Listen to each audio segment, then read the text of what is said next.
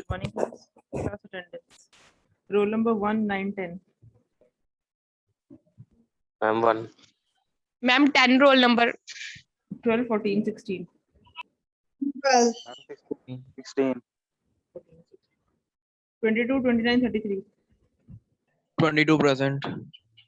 33 present, ma'am. 37, 41, 42. 37 present. ठीक है 42 present.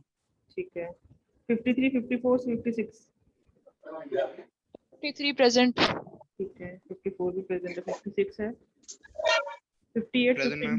ठीक है बच्चे 56 54 present. ma'am present. ठीक है बच्चे तीनों ही हो गए 58, 59, 60. मैम 59 ठीक है जी 60 present. ठीक है जी 58, 59 तुम बड़ा कम मापते हो मैम एक्चुअली बीमार था कुछ दिनों से तो नहीं आ रहा पहले आए थे लेकिन ठीक है, अच्छा, कोई बात नहीं। 58 है प्रिंसिपल 61, 63, 65. Ma'am, 61 present. ठीक है 67, 68, 69. Ma'am 67 present. ठीक है जी Ma'am 69 present. ठीक है जी 68 है 73, 74, 75. मैम 73 ठीक है present. मैम 74 ठीक है 76, 77, 79. 77 present ma'am. 76 प्रेजेंट है 77 है और बस 150568. Ma'am 1506 present. ठीक है 10, 12, 15. Ma'am 15 Ma'am 1512. ठीक है जी Ma'am 1516. ठीक है जी 18, 19, 20. Ma'am 19. ठीक है 18 भी है 20 भी है 21, 25, 29. मैम 21 ठीक है 30, 31, 32. 33, 35, 36. 33. Ma'am 33. Divakar Kumar. ठीक है बच्चे 43, 44, 45. 44 present ma'am. 46, 47. मैम 47 present ठीक है जी और कोई दैट्स इट प्रेजेंट सुन लो कौन कौन है रोल नंबर 1, 10, 12, 14, 16, 22, 33, 37, 42, 53, 54, 56, 59, 60, 61, 67, 69, 73, 74, 76, 77, 1506, 1512, 1515, 15, 16, 18, 19, 20, 21, 33, 44, 47. बस इतना ही प्रेजेंट हो कोई और तो नहीं है और तो नहीं है ना बस चलो हाँ जी कुछ बच्चे ना मेरे को डाउट्स बोल रहे थे पहली बात तो मर्ज सॉर्ट का प्रोग्राम एग्जीक्यूट हुआ है किसी का मैम नो हुआ नहीं आपका तो नहीं हुआ आपने तो प्रॉब्लम बोली और किसी का हुआ है किसी और ने एग्जीक्यूट करने की कोशिश की है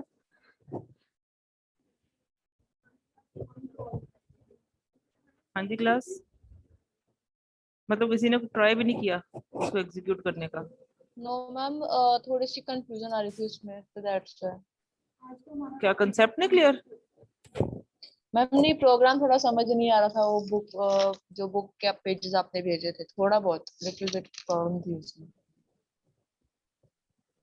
चलो एक बार उसको देखो नहीं समझ आता फिर हम 1-2 दिन में उसको फिर से देखेंगे ठीक है और दूसरी बात एक बच्चे और ने पूछा था मुझे the difference between the approach used for the heap tree we use the approach of almost complete binary tree बच्चे सबसे पहले मुझे ये बताओ ऑलमोस्ट कंप्लीट बाइनरी ट्री और कंप्लीट बाइनरी ट्री में डिफरेंस का स्टडी किया था जो स्नैपशॉट्स मुझे भेजे गए the difference was in complete binary tree and in almost complete binary tree the difference was the last level may be complete or not. Complete binary tree उसको बोला गया है जिसमें लास्ट लेवल हम कहते हैं कंप्लीट हो भी सकता है, इनकम्प्लीट भी हो सकता है, तो that tree is termed as complete binary tree. और ऑलमोस्ट कंप्लीट को हमने कहा last level is incomplete. So there is only a little bit difference between almost complete and complete binary tree. कि लास्ट लेवल में अगर सारे nodes fully occupied हैं तो हम उसको कंप्लीट बोल रहे हैं। तो अगर आप कभी भी हीप ट्री के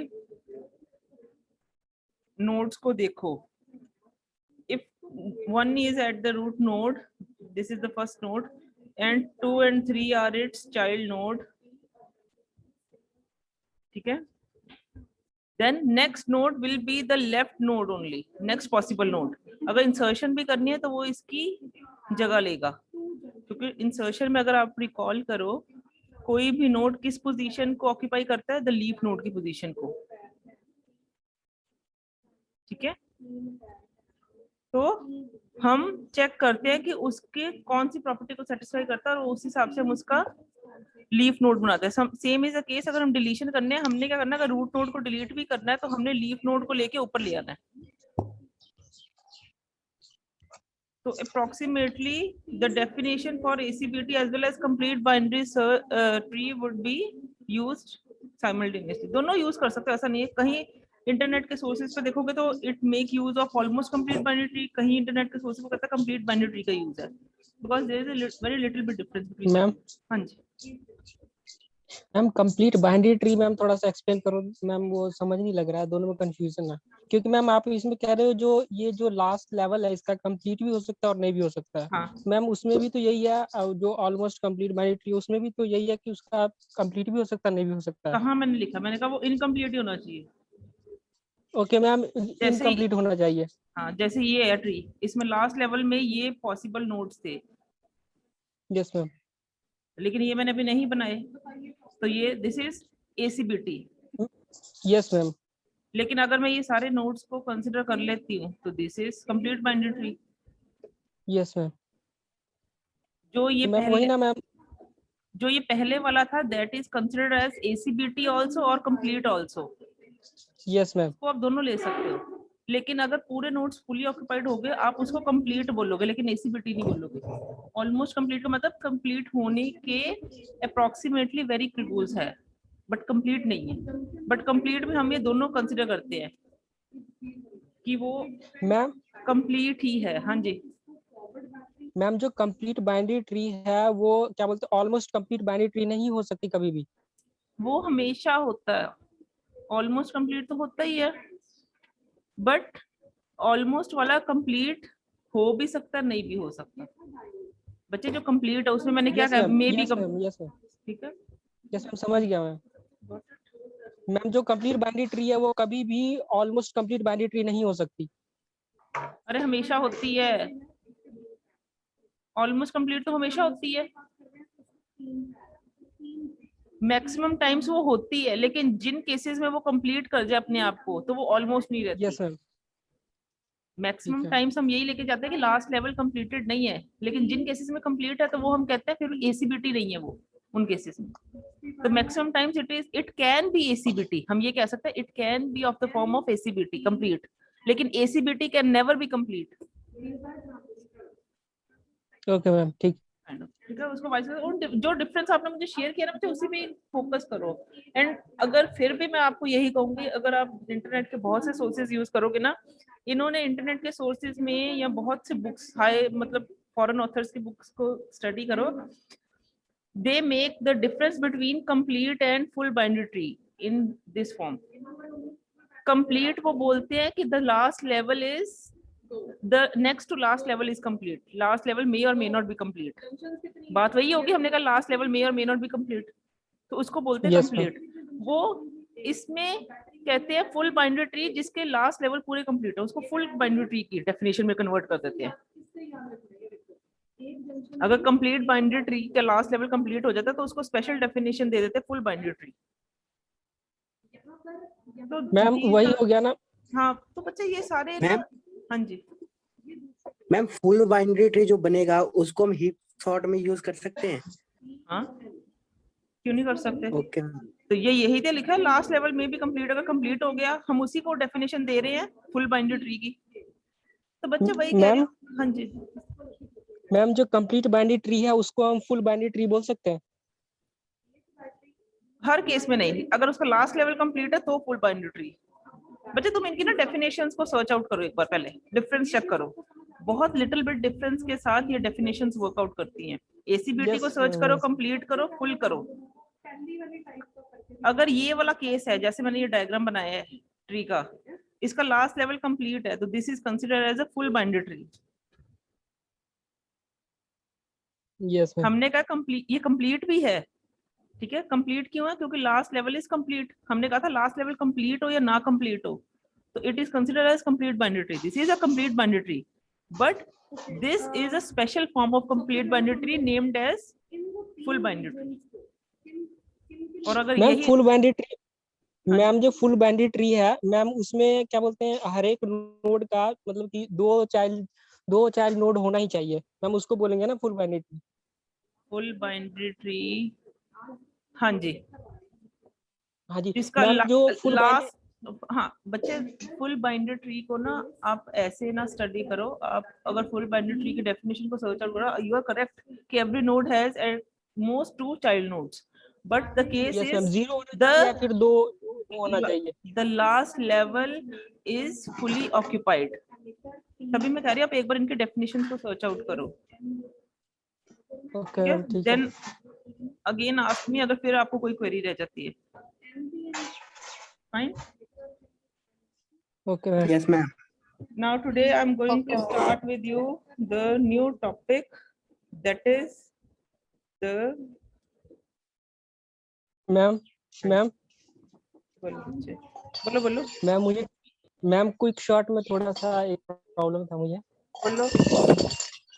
मैम क्विक शॉट में जो आपने एल्गोरिदम लिखा था ना मैम, जहाँ पे वाइल के पैरेंथेसिस में आपने मैम कोई भी पॉजिटिव नंबर पास करवाया था। हाँ जी। तो मैम वहाँ पे हम कंडीशन भी तो लिख सकते हैं मैम, जैसे कि वहाँ पे। हाँ जी बोलो, क्या कंडीशन लिखना चाहते हो? मैम वहाँ पे मैम ऐसे हम लिख सकते हैं कि left less than is equal to right.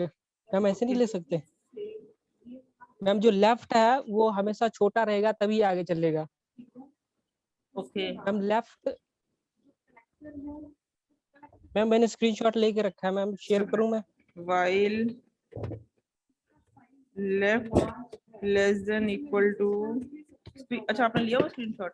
मैं आपको शेयर की yes, करो शेयर।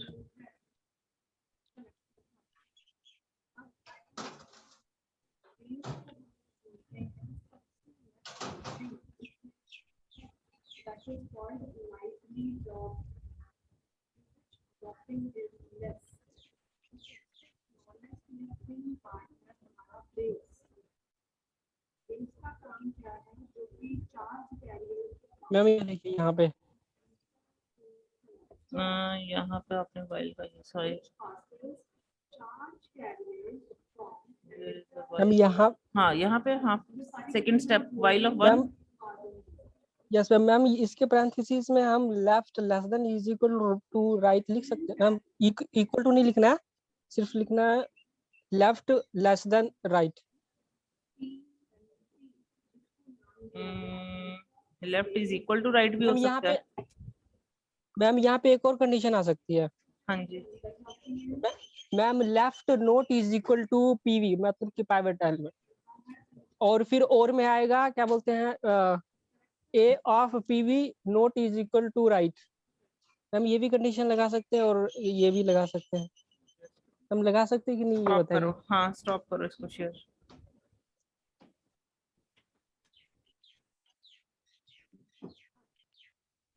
अब हम लोग अपनी बैटरी किस हिसाब से लगाते हैं? डायोड में मैंने अपनी बैटरी लगाई, मैंने कहा while left is less than equal to right, left का variable less than less than तो होता ही है, इक्वल टू राइट जब सेम पॉइंट पे पहुंच जाए, लेफ्ट और राइट। ओके फाइन, हो सकता है ये भी ट्रू है। पहली बात तो लेफ्ट कभी भी राइट से बड़ा होगा ही नहीं, वो छोटा ही रहेगा। तो this Yes, ma'am. Condition Yes, में ma'am. वर्क, क्योंकि यहाँ पे लेफ्ट नहीं, जैसे हम उसमें कहते हैं ना, the case of that binary search, left और राइट, बाइनरी सर्च का केस है, लेफ्ट और राइट जो है एक दूसरे से बड़ा हो सकता था, लेफ्ट बड़ा हो सकता था, तो वहां पे हम कहते थे सर्च को स्टॉप करना हमने, क्योंकि अपडेशंस लेफ्ट और राइट की हो रही थी।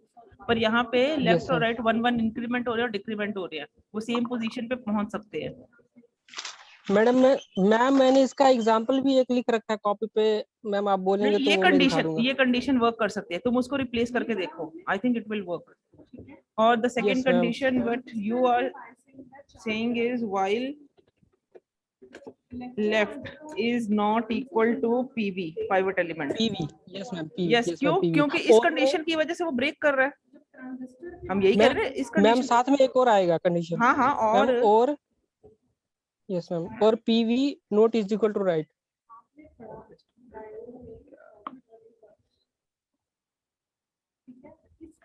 और PV not equal to right.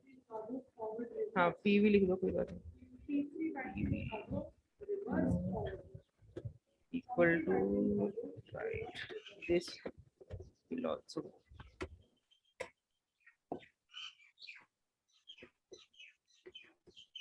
Fine.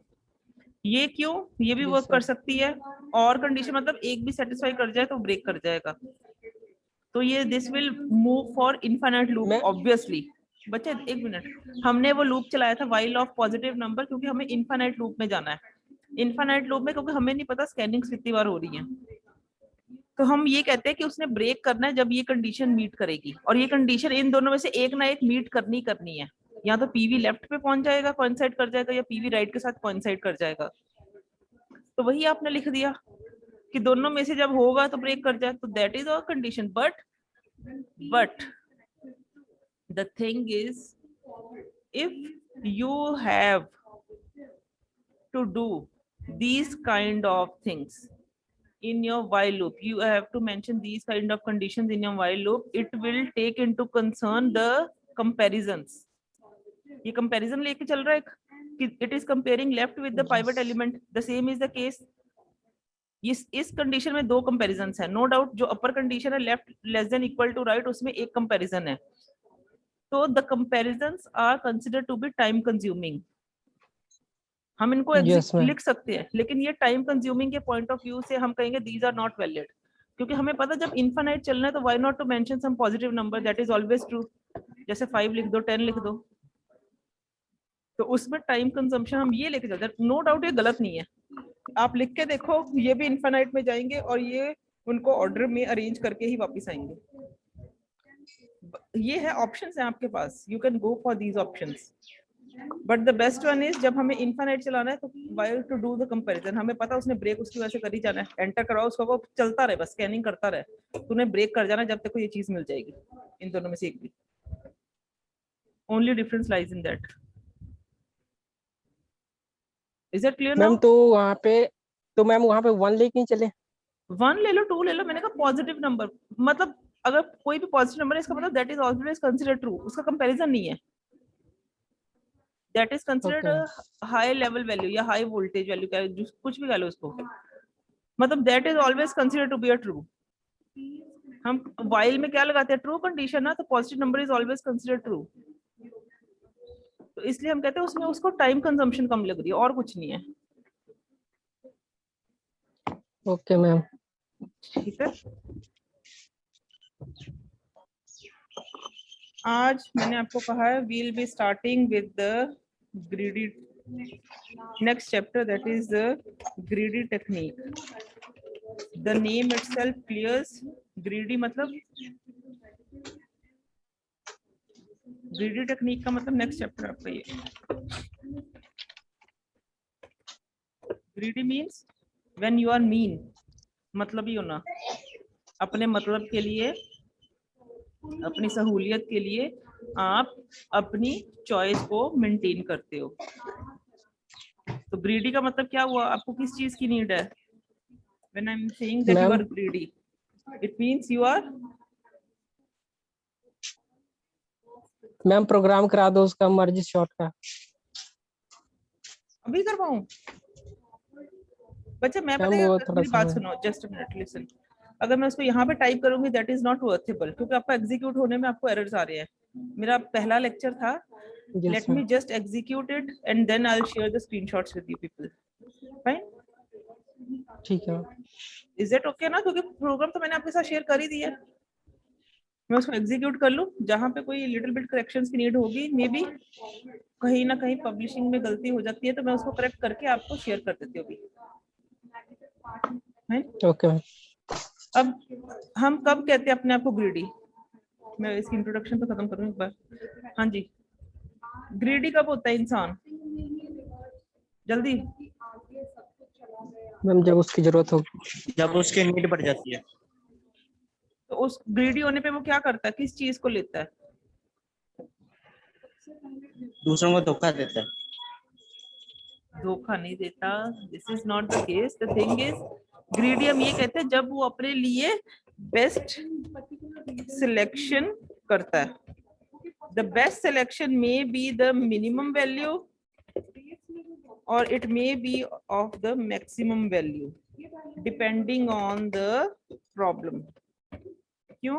क्योंकि जब अगर मैंने मार्केट में जाना है और मैंने शॉपिंग करनी है, I will go for low cost products, क्योंकि खर्चा करने में हर किसी को दिक्कत होती है। But if I am a seller, I will be trying to make maximum profit.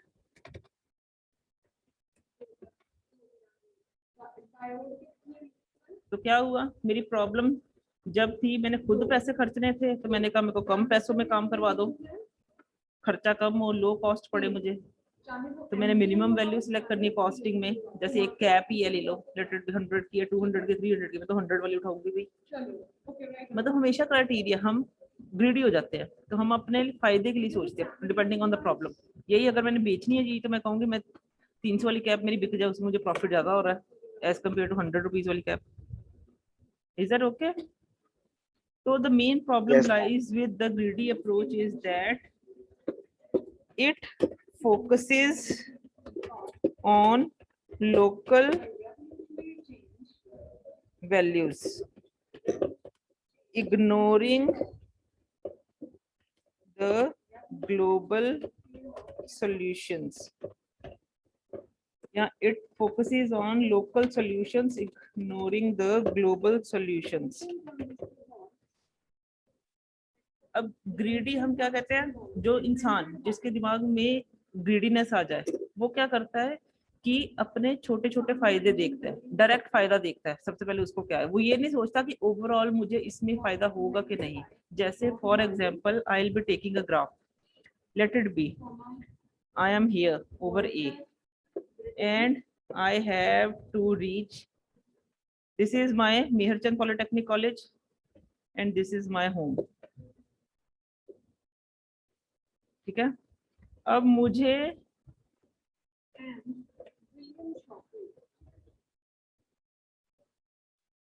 अपने घर जाने के लिए मेरे पास 3 रास्ते हैं। ठीक है, पहला रास्ता सबसे ऊपर वाला, सेकंड मिडिल वाला और थर्ड लीड लास्ट वाला। अब जब भी मैंने अपने घर जाना है, तो मैंने क्या कहना है कि जो मुझे रास्ता सबसे छोटा पड़े मैं उसको चॉइस करूं। तो let it be, this is counts to 2, this counts to 1, this counts to 3, this is again 4, 5, 6, दिस इज 10। Excuse me ma'am. हाँ जी मैम, मुझे थोड़ी देर के लिए ना मीटिंग लीव करनी पड़ेगी, एक्चुअली कुछ सबमिट करना है मेरे ब्रदर की ना, साथ में कोई क्लास बात चल रही है। मैं वापस बाद में ज्वाइन करती दोबारा से। ठीक है बच्चे।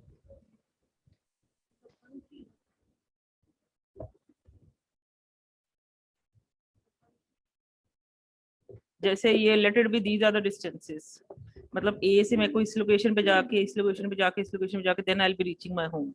एंड अगेन ए से स्टार्ट करूँ, मिडल अप्रोच लूँ तो ए से मैंने यहाँ इस रास्ते से निकल के इस रास्ते से निकल के then I will be reaching home. तो the thing is greedy approach किस चीज पे फोकस करती है?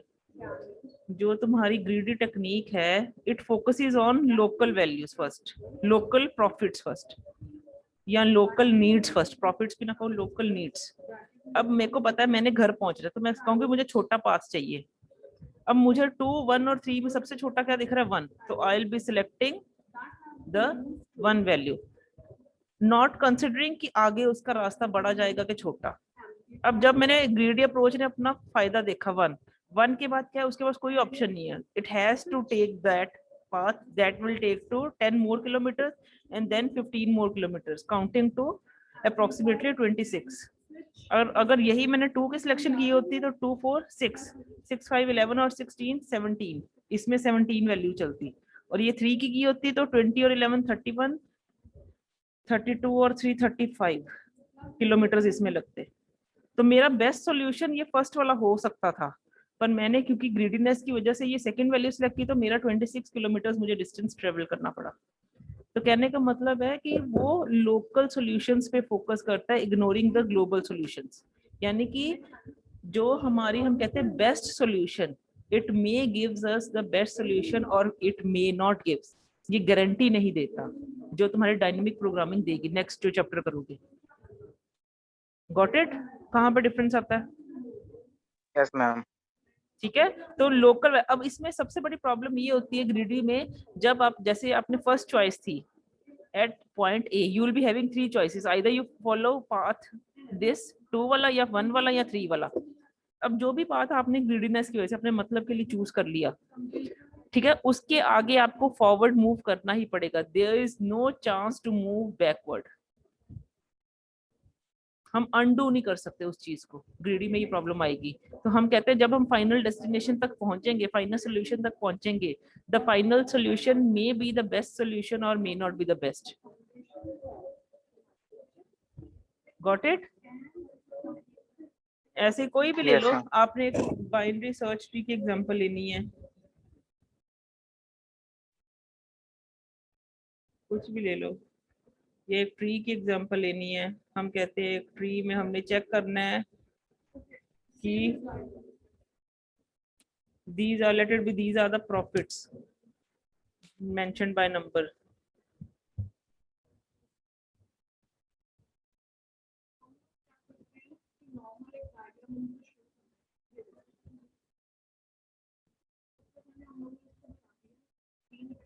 ठीक है, these are the profits at root node, the profit is fixed, that is 4 values। then at second I'll be having 2 options, either I'll select 3 or I'll select 7। तो मेरा criteria है to select the maximum profit, then I'll be choosing 7। अब 7 के बाद then again I'll be having 2 choices, either I'll go with the value 2 or 4, because profit का concern है तो I'll go with maximum value, that is 4। तो मेरा profit का होगा 7 + 4, 11 + 4, 15। This is not an optimal solution या best solution। The best solution can be if I have to go 4 with the 3 value, then after 3 I'll make selection of 20। So 20 + 4, 24 + 3, 27 is the maximum profit I can get। But because of greedy approach, I'll be focusing on local values। ये 3 और 7 में से choice करता मैंने local सोचा कि locally सोचा कि क्या मेरे को फायदा देगा, मैंने कहा 7 फायदा देगा। मैंने ग्लोबली नहीं सोचा कि उसके आगे पाथ कौन सा बेस्ट चलेगा। ठीक है, तो ये गारंटी नहीं देता हमें बेस्ट सोल्यूशन की। Got it?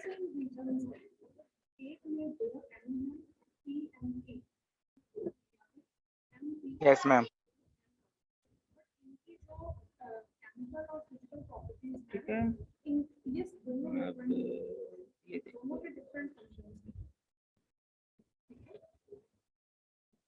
greedy algorithm solves problem by making the best choice that seems best at a particular moment। एक पॉइंट पे हमें अच्छी लगेगी, मतलब जिस पॉइंट पे, अगर हर पॉइंट पे आपके पास चॉइसेस है तो उस पॉइंट के लिए आपको वो चॉइस बेस्ट लगेगी।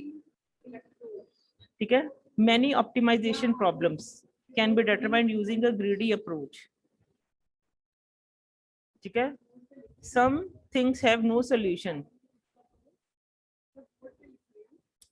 कुछ प्रॉब्लम्स के सॉल्यूशंस नहीं होते, पर द ग्रीडी एल्गोरिदम जो होता है ना, उसमें हम ये कहते हैं कि सॉल्यूशन हमें जरूर मिलेगा. It is not the case. वो चीजों को कंसिडर करता ही नहीं जिनमें सॉल्यूशंस नहीं है. इसको भी अब छोड़ दो. ये देखो कि अभी हर बार ग्रीडी जो एल्गोरिदम है that provides a solution that is close to optimal.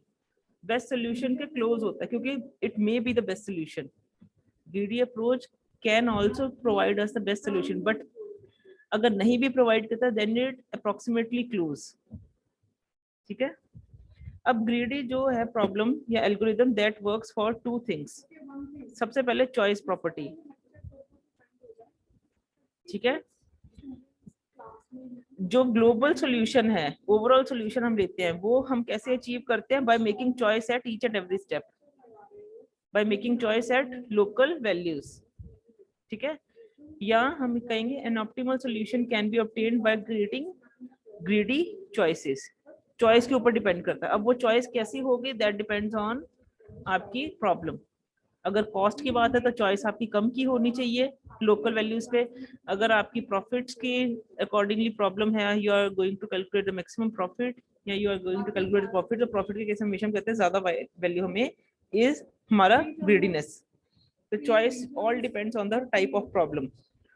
Distance travel करना है कम, कुछ भी ऐसे एग्जांपल्स. ठीक है. ऑप्टिमल सब स्ट्रक्चर. अब ऑप्टिमल सॉल्यूशंस हमारे ओवरऑल सॉल्यूशन हमें कैसा मिलता है? क्योंकि हम हर लेवल पे चॉइस कर रहे हैं. We are making choice at each and every level. तो the overall solution is given by the sub solutions. हर लेवल का बेस्ट सॉल्यूशन को कंबाइन करके हम ओवरऑल सॉल्यूशन बनाते हैं. ठीक है. But that may not be the best as taken globally और it may be the best. अब इसके लिए अगर हम बात करें तो these are some of the problems. Knapsack हम पढ़ेंगे, मिनिमम स्पैनिंग ट्री पढ़ेंगे. ठीक है. प्रिम्स एल्गोरिदम पढ़ेंगे. अब कुछ पॉइंट्स हैं जो हमें माइंड में रखने हैं while considering the greedy algorithm. सबसे पहला क्या है? It should be feasible. यानी कि ग्रीडी अप्रोच में, जैसे मैंने अभी एग्जांपल ली थी ए और बी की, मेहरचंद से घर जाना है, तो मेरे पास जितने भी चॉइसेस होंगे they should give me the solution. Her choice से मुझे सॉल्यूशन जरूर मिलना चाहिए. It should be feasible. ये नहीं कि कोई रास्ता ए से ऐसा चल रहा है जो बी तक पहुंचा ही नहीं, वो रास्ते में कहीं सी पे एंड हो गया. ऐसा कोई भी पाथ ए से शुरू नहीं होना चाहिए. मतलब जितने भी सेट ऑफ सॉल्यूशंस हमारे पास होंगे they all should give the concerned solution of the problem, whether it is from traveling from A to B, whether it is counting for profits of a particular value, kuch bhi. Getting my point? Yes ma'am. जैसे आप इसके लिए example अपने diploma की ही ले सकते हो. अब आप लोग जब डिप्लोमा में एडमिशन लेने आते हो तो हम लोग क्या कहते हैं कि you must have done these non medical science subjects होने चाहिए आपके पास. ठीक है. अगर आप after if you are taking admission of a lead student, अगर लीड के तौर पे आप एडमिशन लेते हो तो हम लोग क्या कहते हैं कि आपके पास साइंस सब्जेक्ट्स होने चाहिए. नहीं तो चलो ऐसे कहते हैं हम इंजीनियरिंग में एडमिशन लेनी है हमने, जैसे अब आपने लेनी है. अगर अभी आपने डिप्लोमा किया है तो it is easy for you to get admission in engineering. But यही अगर आपने अभी आर्ट्स किया होता तो they will not consider you for engineering. तो वो तुम्हारा फिजिबल सॉल्यूशन से माइनस हो जाएगा. It is not possible for you to take admission in engineering if you are art students. होता है ना ऐसे. Yes ma'am. ठीक है. तो फिजिबल मतलब कि सॉल्यूशन पॉसिबल है कि नहीं है. जो भी आप काम कर रहे हो पहले तो सॉल्यूशंस होने चाहिए वैसे. ठीक है. फिर सेकंड स्टेप क्या कहता है कि उन सॉल्यूशंस में जितने, जैसे मैंने 3 पार्ट्स बताए थे आपको, अब इन 3 पार्ट्स में लोकल चॉइस पे फोकस करो. क्योंकि ग्रीडी टेक्निक है तो ग्रीडी कहता है कि मैं अपने मतलब के लिए काम करूंगा. जो भी करंटली उसके पास अवेलेबल है उसकी वो बेस्ट चॉइस करेगा. Best may be the lowest one, best may be the maximum one. Unalterable. एक बार डिसीजन ले लिया तो वो ऑल्टर नहीं कर सकता क्योंकि उसको आगे बढ़ना ही बढ़ना है. क्योंकि अंडो करेगा, टाइम कंजम्पशन बढ़ेगी, ऐसा नहीं करते हम. तो ग्रीडी अप्रोच हम ये कहते हैं एक बार जो डिसीजन उसने लोकली ले लिया उसने आगे बढ़ के लोकल वैल्यूज पे चॉइस लेके फाइनल सॉल्यूशन तक पहुंचना ही पहुंचना। तो the 3 steps are these. Got it? पहली बात, सॉल्यूशन फिजिबल होना चाहिए, मतलब वैलिड होना चाहिए। ये ना हो कि उस प्रॉब्लम, अगर ग्रीडी अप्रोच ने 3 रास्ते मुझे बताए हैं, वो उनमें से जो रास्ता मैंने चूज कर लिया वो सॉल्यूशन तक पहुंचे ही ना, ऐसा नहीं। पहली बात तो जितने रास्ते मेरे पास है सेट, वो सारे पॉसिबली सॉल्यूशन देंगे। अब बेस्ट हो नहीं हो वो बात की बात है, लेकिन सॉल्यूशन फिजिबल होना चाहिए, वैलिड होना चाहिए, इनवैलिड नहीं होना चाहिए। फिर सेकंड पॉइंट कहता है कि फिजिबल है, उसमें से उसने लोकल चॉइसेस ली जानी है, फोकस करना है। और लोकल चॉइसेस को अनऑल्टरेबल है, यानी कि चेंज नहीं कर सकते एट एनी पॉइंट, जब आपको फाइनल में जाके लगे कि नहीं ये बेस्ट दे रहा था, ऐसा नहीं। ठीक है,